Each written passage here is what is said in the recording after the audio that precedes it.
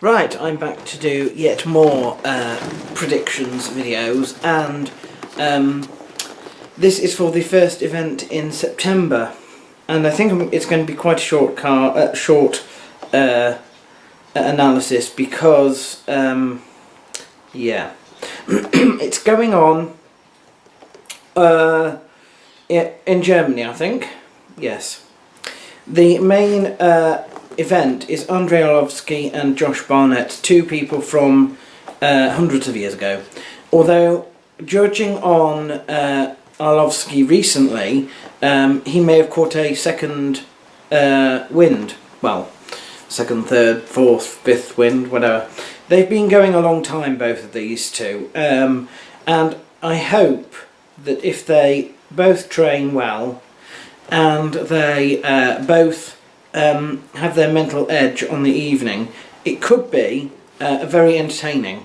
But if either one of them are, fighting their age, then it's going to be more of an exhibition fight. So it will depend. It will really depend on the night. I err towards Andrei Arlovski, even though Josh Barnett has a much better record, 34-8 to 25-12. He's not ranked as high, only 9th, whereas Arlovski is 6th. So, and that is because recently he's had a bit of a sort of surge. So hopefully Andrei will win that one. Alexander Gustafsson is fighting Jan Blachowicz, 19-5 for Jan and 16-4 for Alexander. He's ranked 2nd, and he has been on a roll. I think he had a bit of a setback, but I'm hoping that this is going to prove that he is once more an up-and-comer. So I hope he wins that one. Probably on the feet if he does. The other guy's probably going to hope that he can get it to a decision and win that way. Ryan Bader and Ilia Latifi are fighting as well. 4th and 12th in ranks. 21-5 versus 13-4. I wouldn't be surprised if this ends up being a Ryan Bader decision. But we'll see.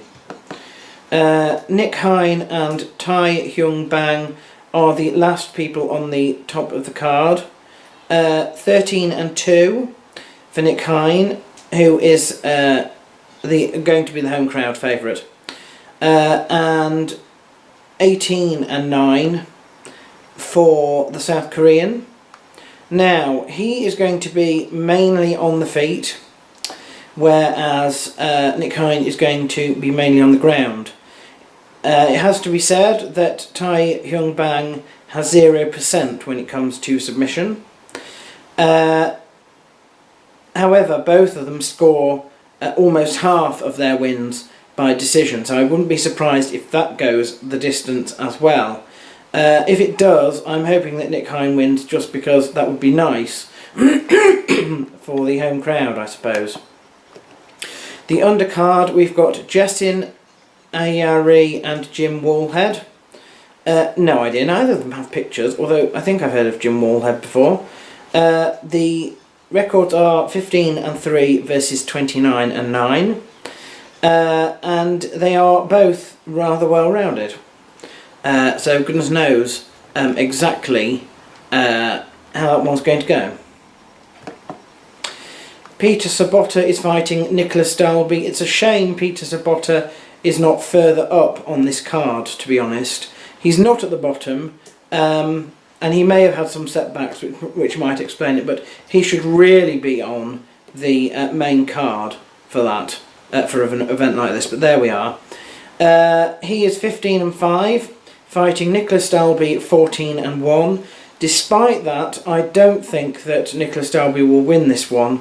Half of his wins come by decision for a start, whereas Peter Sobotta is a whiz on the ground, according to this, at least with finishes, 67%. So I think Peter Sobotta will win that one.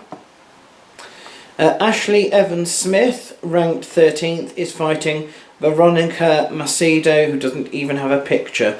But she has a perfect record of 5, whereas the other one is 4-1. Again, you'll find that we've got 50% and 60% for decision. So I don't know about that. I don't even know if that one will be a good one based on that, but there we are. Taylor Lapillus and Leandro Isa. This will be a ground war. 60% for Taylor and 62% for Leandro on the ground. Whereas neither of them really do stand up or decision when it comes to a finish. So hopefully that will be a ground war. Don't know who I think will win that one, to be fair. Don't know enough about either of them to say. Jargis Dano and Christian Colombo are next. Colombo doesn't even have a picture. I don't think I know either of these at all. But if the statistics are right, it will be a war on their feet. 67% and 75%. Scott Askham is fighting Jack Hermansson. Again, I've heard of Scott Askham, and that might be because he's English, according to this. And this one could be a stand-up match as well. Jack Hermansson, don't know. He hasn't got a picture, but he does have 62% stand-up as well. So that will be a war on the feet. I'm hoping for Scott Askham there. Rustim Khabilov and Leandro Silva. Staples for cards like this, although maybe not often quite this so far down, but there we are. 19-3 versus 19-3. And Rustim is the decision king, whereas Leandro is going to try and finish the fight on the ground. And I think Rustim Khabilov will probably win that one. And the very bottom of the card, we've got Martin Bushkamp and Alex Enlund. Perfect record of 9 for Martin, 14-2 for Alex. And this is going to be a ground game. 78% and 79% on the ground. There we are. So, but I don't know either of those. Neither of them have a picture, and I don't know anything really about them. So, but there we are. It's a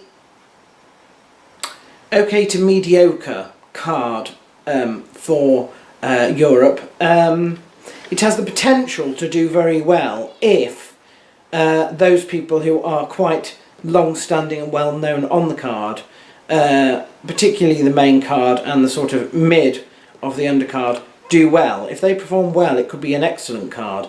If they perform not so well, then the whole card is going to be a little bit rubbish. And that's the sort of thing that happens when you don't invest well in overseas markets and you start rushing and expanding too far too fast.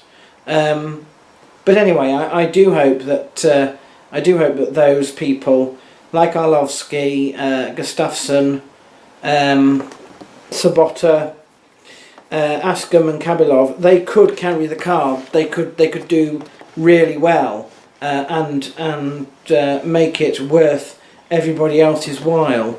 But I'm not convinced. Anyway, we shall see. And that is my predictions video.